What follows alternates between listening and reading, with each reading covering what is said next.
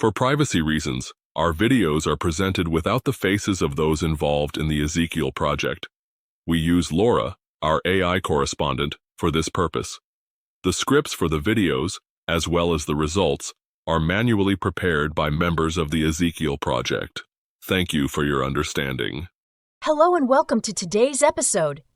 This time, our remote viewer Ezekiel takes us back to the year 1996 on a mission to uncover the truth behind one of the most controversial UFO encounters of the late 20th century. Was it all a cleverly crafted hoax? Or could there be something real hidden beneath the surface of disbelief? We're talking about the infamous case of Dr. Jonanthan Reed. According to Reed, he was walking his dog in a forest near Seattle when the unimaginable happened. He claimed that an alien being appeared out of nowhere and in a violent encounter turned his dog into ash. Reed said he struck the creature with a branch, injuring it, and later brought the being back to his home. There he locked it inside a freezer. What happened next remains a mystery. The alien allegedly disappeared under strange and unexplained circumstances.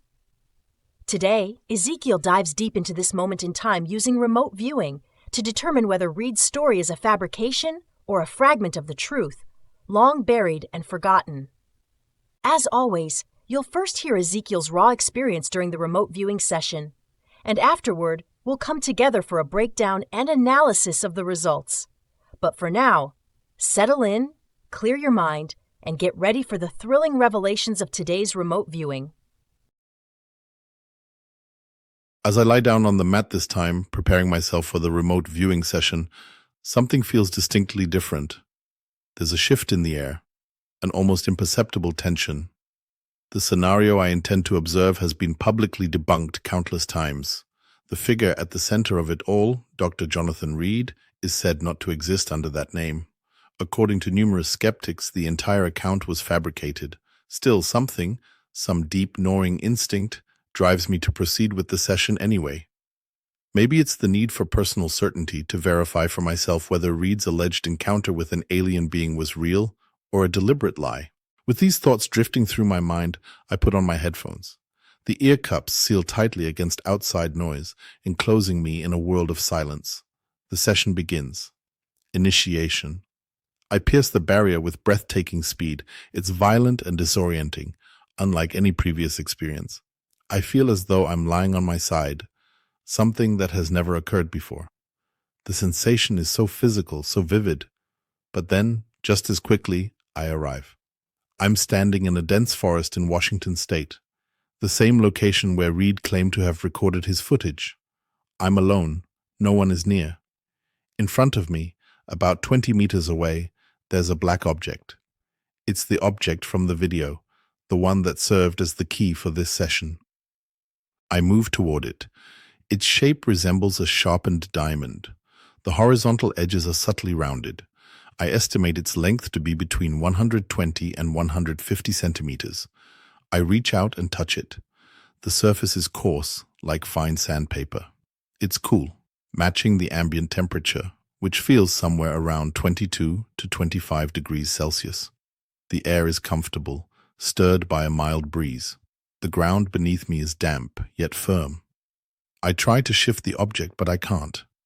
My current state won't allow me to alter anything physically.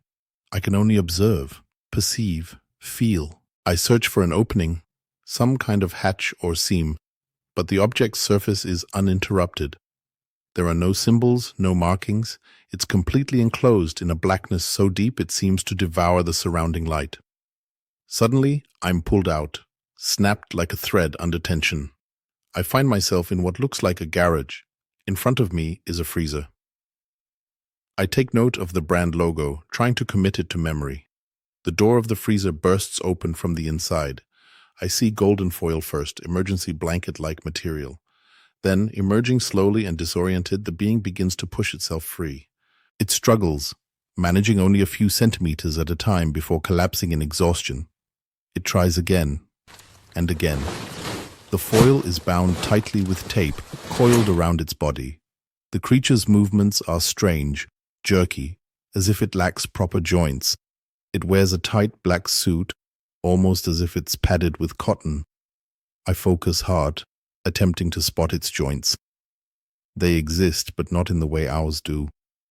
There's a softness, a lack of clear articulation. Then a stench fills the air, an overwhelming blend of organic rot and vinegar. It hits me sharply, making me reel. I move closer, driven by something between fascination and dread. On the creature's face, I notice an asymmetry. Not in the placement of eyes or mouth, but in the skin itself. The texture and formation are uneven. As it strains against the foil, it emits quiet sounds. They resemble the call of a New Zealand takahe bird, but layered in a jagged, saw-toothed pattern of tone. Then come the cross visions, flashes of overwhelming clarity. I am shown knowledge, not just imagery. Governments, several, already aware of these beings. Their bodies lie secured in laboratories across the world. Their clothing, I learn, is the focus of deep scientific interest. The suits are quantum in nature, morphogenic. Controlled by thought, they adapt, reshape, even fuse with external materials. I see now how the being approached the object in the forest, how its suit merged with the surface, forming a seamless bond. The suit and the artifact became one. The artifact, its true nature, reveals itself to me. It can emit concentrated microwave radiation on a cellular level. It scans an organism and then fires with absolute precision. The result? Cellular water evaporates in an instant. Combustion begins not with flame, but with dehydration at the atomic scale. The process is so rapid that structural integrity remains intact, until the gentlest force, wind, a touch, causes the body to collapse into ash. This, I'm told, is what happened in Siberia during the 1980s. Not petrification, not stone. 23 soldiers were killed by this technology, burned from the inside out so swiftly they remained upright, frozen in posture, before they turned to dust and fell, just like Reed's dog. The same method, the same weapon. More visions follow. February 23, 2022. San Vicente Chicolopan, Mexico.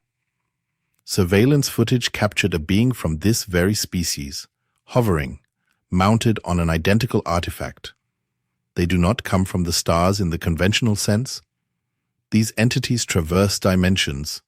They hail from an Earth like our own, a parallel world layered invisibly over ours, mere centimeters apart, yet separated by a boundary we cannot see. Their world is geologically different. Its history has diverged, but it is near, so near, our neighbors just out of reach, at arm's length. Now let's move on to the analysis. As we've observed, Ezekiel was pulled from one memory to the next in rapid succession. This kind of experience occasionally occurs during sessions where a cross-connection between events exists. Point 1. The material worn by the alien is currently under investigation by several governments around the world, including the United States, China, and Russia. So far, no government has succeeded in replicating it. The fabric is based on principles of quantum mechanics and due to current technological limitations, remains beyond our ability to reproduce. Point 2.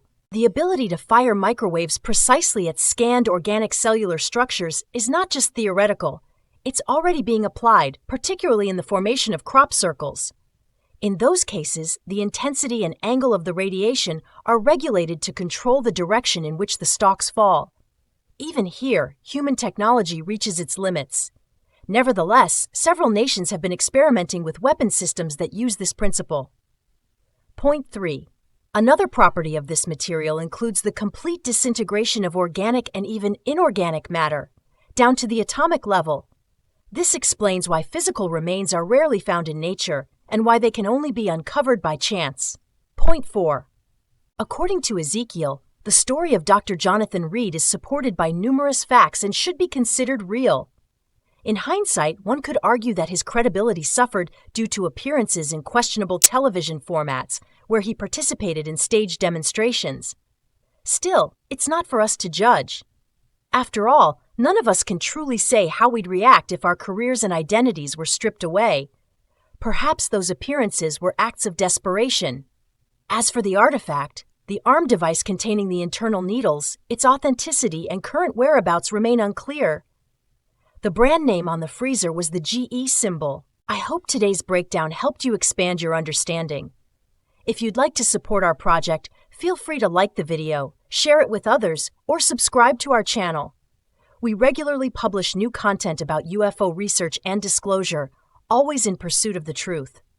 I'd also like to remind you of our first special episode, which will go live once we reach our first subscriber milestone.